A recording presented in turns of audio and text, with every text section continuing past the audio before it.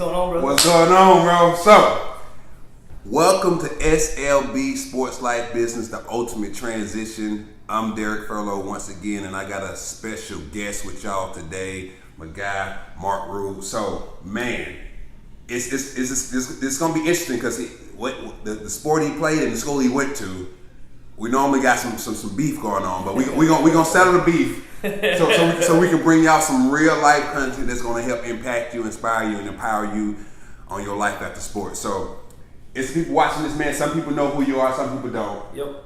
Go ahead, introduce yourself to the people. Let them know who you are, what sport you played, what time frame you played, man. So we can go ahead and get them these diamonds, these pearls for their life. Absolutely, man.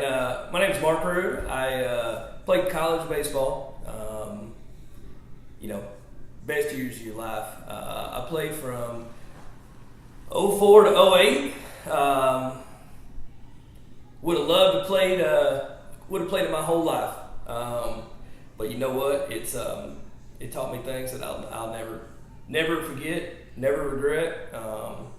Love every minute of it. I appreciate you doing this, man. I appreciate you giving me the opportunity to pick your brain and share these wisdoms and these nuggets to the future athletes and the guys that's already out here, man. Absolutely. So where did you play at?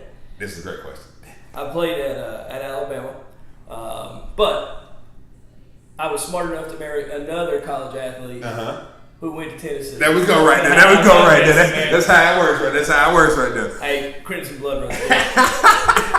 So actually, Alabama and Tennessee can get along. It is very possible. Very possible. We can do it. Absolutely right. So let me ask you this, man. How long did you play the sport of baseball? How long? My entire life. Your entire life.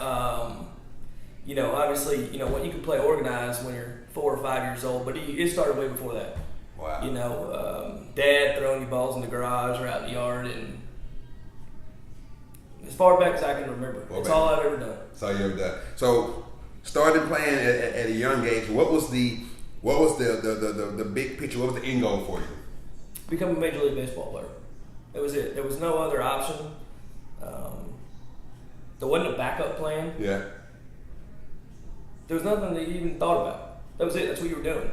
Make it to the big leagues. Yeah. You got about 20 years when you're a kid, and you'll be there at that point. Yeah.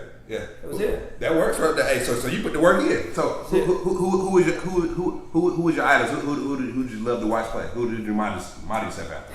I was a big Ryan Sandberg fan. Okay. He played second base for the Cubs, but as a kid, WGN always had the Cubs on TV. Yes. So every kid in America was a Cubs fan. I think they still are, especially after it was a pretty cool road. But once I got old enough, I became a Braves fan and a huge Chipper Jones fan. Oh yeah. So Chipper was my man, and still love him to this day. He was my guy. I'm a Chipper guy myself. I'm from Atlanta, so I'm a Braves guy. I'm a Chipper guy, hands down. That's it. Even though I would not dare to play baseball because I don't know how to zig when I should zag, and I don't want to get hit with a ball. Nah. It's crazy enough as it sounds. Yeah. So you played, had this big dream of the big leagues. From the time you got to high school to college, that point from high school to college, what was that transition like for you? Did you feel like you were prepared to go to that next level in college, or was there more work, or did you feel like you guys got better when you got? What was that transition like for you from high school to college? Absolutely. In high school, you're in the upper echelon. And you got kids that play high school sports who they're playing high school sports just to play high school sports. They know it's going to be done. You take the games more serious. You put more dedication in, and at times you were better than other players. Yeah. So I guess you would call it a little bit easier. Yeah. When you get to college, everybody's you. You figure out. That's probably the biggest difference is you figure out what's going to set you apart. Are you the hustle guy? Yeah. Are you raw talent? Yeah. Are you just a gym rat?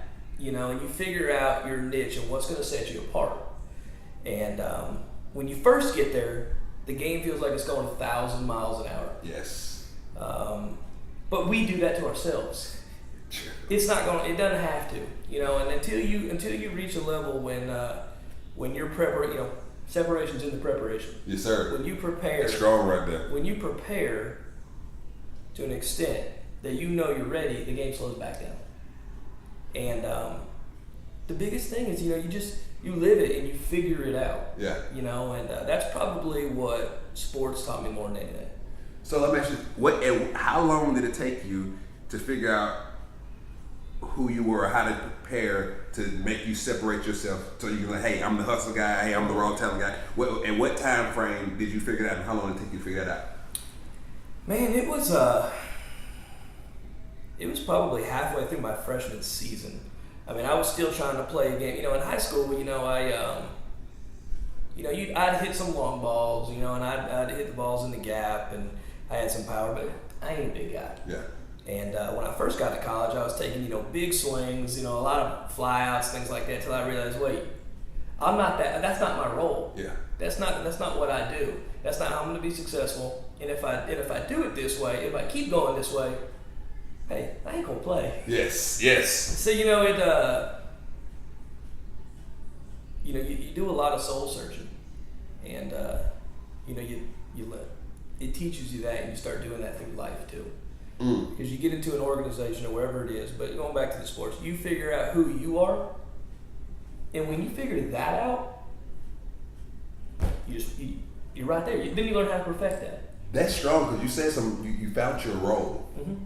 And we're gonna hop on that in a minute, but I think that's the bigger part of life in general is finding your purpose. Yeah, absolutely. And a lot of times we're playing this sport or whatever sport we're playing in this game, and coming from high school, everybody's that phenom, that all-star. Yeah. And Absolutely. once we get to that next level, it's definitely important that we find our role. Mm-hmm. And that part of finding your role, honestly, I don't think it ever changes whether if it's in sports, life, or business. It's finding your role and knowing what your role is, and like you said, perfecting your role. Correct. And it takes there's a lot of folks out there who still ain't figured it out. They Yeah. will. Yeah. You know, and they will figure it out. But we talk about those aha moments. Yeah. And when you do figure it out, it's that aha moment because you know what the destination is going to be. You know what the end goal is. Yeah. And you just figured out what vehicle to get in to get there at that point. Very true. Very true. So you had your aha moment and figuring out your role. How many of your teammates do you feel had that moment, or how many of you feel it took a little bit longer to figure it out? Was that common, or? It was. Yeah. You know, your freshman year when you come in with a class, it's always funny when you become, you know, you look back at your senior year and you think about your class you came in with. Yeah. How many of them still have the same outlook? How many of them are still there? Whoo! How many of them are still there? Because you had guys who, for whatever reason, didn't like something, so they just did the jump ship. Mm-hmm. Because coach told them, "Hey, you ain't a long ball hitter. Hit the ball on the ground." And when their ego didn't let them do it because they didn't figure out that that's who they were. Yeah. And that coach was only trying to make them more successful. He wasn't trying to put them down. Yeah. But you figure out who you are. But you know, some guys take a little bit longer, but some guys do it quicker too. Yeah. And a lot of times you find that a lot of times those guys at the end of the year are on that all freshman team. Yeah. You know what I mean? Yeah. So they figure it out because it's a totally different game when you go to another level, and but it's fun being a part of something special when somebody does find that. Guys on your team, your brothers. Yeah. You know. So, Definitely brothers. Yeah. Yeah. They're your brothers. Yeah. Because y'all going through everything together, man. Mm-hmm. That's one thing when you said you see who's still there. Yeah. I remember my freshman year, we came in the number one recruiting class of 2005 at the University of Tennessee. Yep. We sat down with Coach Trooper Taylor. He said, look to your right and look to your left. Half of y'all will not be here when it's time for you to graduate. He was right. 13 of us made it out. Yeah. Out of 26. Yep. It blew my mind how he was to the T, spot on. And like you said, guys left for many different reasons, whether it was egos, whether it was coaches trying to make them better and they didn't see it that way. Mm-hmm. But that was the journey of the process to get where you wanted to go. So as far as baseball and now where you're in life, when you think about sports and the journey for you, when did you realize, hey, I love the game, I did great in high school, I made it to college? When did that big league dream, when did you realize it might not happen or this is not going to happen? Yeah, it was, you know, your sophomore and junior year, you know, you got scouts, you're filling out all these questionnaires, you know, they're telling you, hey, we're thinking about taking you here. Yeah. and honestly for me, I never gave up on it. It wasn't until at that time we had 50 rounds in the draft in baseball, and when the 50th round was over, you're like, okay, I get in the draft. Well, hey, you can still get a call. Yeah. Well, the phone didn't ring. The phone don't ring for a lot of people. It doesn't, and it puts you into that, like I was telling you before, that figure it out mode. Yeah. You're like, you ain't happy about the fact that you're probably not going to put on a pair of cleats again. Yeah. But you're bred to figure it out and find a way to win. Ooh. I can't press that enough about being an athlete because things seldomly go your way. You're faced with a new problem every single day. Come on. You just got to figure it out, and that's what being a student athlete, and I emphasize student athlete because of it ain't about just being an athlete. Yeah. You got to figure out how to get by in the classroom to make sure you can be an athlete. Yes, sir. Which is a whole nother topic. You know what I Yeah. mean? In managing that time, but that figure it out process, and it was one day thinking, hey, I wonder when I'm gonna be playing ball next, and the next day figuring out, okay, what am I gonna do with the rest of my life? Yeah. So yeah, it's that transition was a real quick one. Yeah. So in the process of that, that's kind of like it's a line drive in here that you got to be able to react to it. But yeah. What were some of the things that went through your head, and or what action steps did you take? Because like you said, used to be playing the game, and there's a lot of things you're gonna face that comes at you that you don't know is coming your way. That's it. Once your name didn't get called, okay, this thing might be over for me. I gotta figure this out.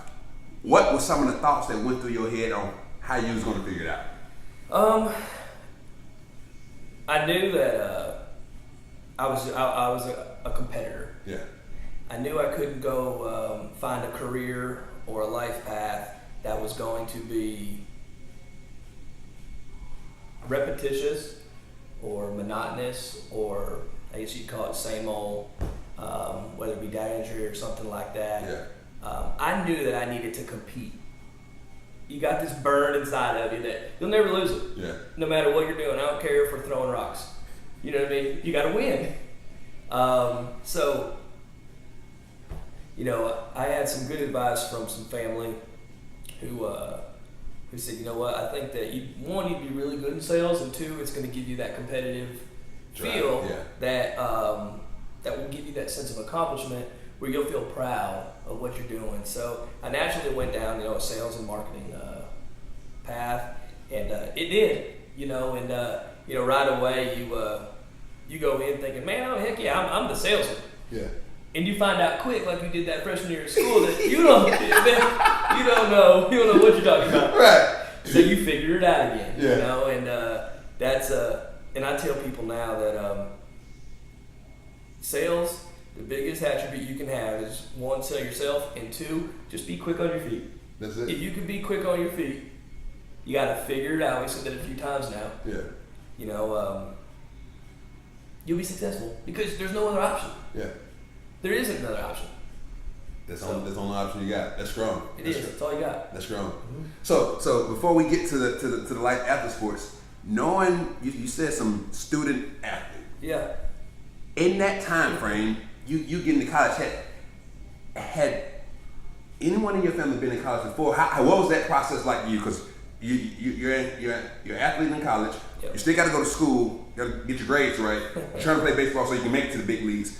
What was that like for you? Because some people, are great on the field and geniuses anyway. Some people, my whole family's been going to college all my life, so I'm just following a path. Yep. What was that like for you? So I was the first in my family to go to college. Wow. Congratulations. My immediate family. Thank you. My mom and dad were blue collar, worked their behinds off. They gave us a great life, but they figured it out. That way, and How did you end up going to college then? They knew. I mean, they told me from the time I was 13 that was the path. Gotcha. They knew. Did they go? No. But did they know that's what I was doing? Yes. They did. Gotcha. So I thank them, and I'm blessed for the parents that I do have for putting me on that path. But to be honest with you,